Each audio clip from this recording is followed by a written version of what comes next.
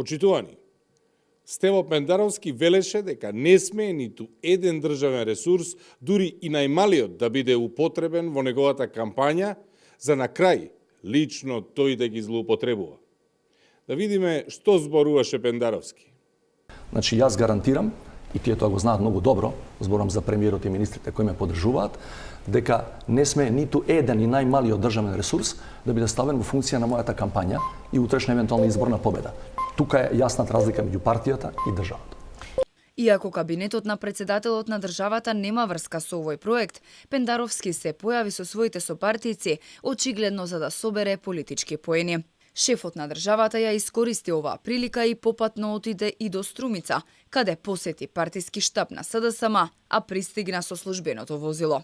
Дека не сме ниту еден и најмалиот државен ресурс да биде ставен во функција на мојата кампања и утрешна евентуална изборна победа. Тука е јасната разлика меѓу партијата и државата.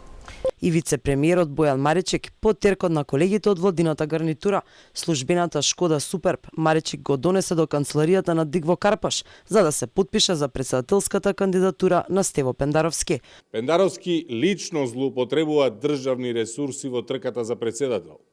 Стево Пендаровски, спротивно од тоа што го тврдеше, се појавува на владини настани во изборен период со чија организација нема никаква поврзаност.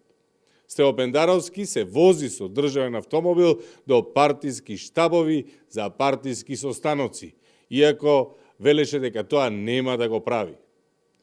По примерот на Пендаровски работи цело СДС.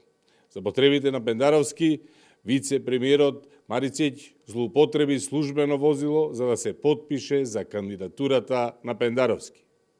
Стево Пендаровски едно зборува, а друго прави. Стево Пендаровски ги злоупотребува државните ресурси за партиски потреби. Со право народот вели дека немаме држава.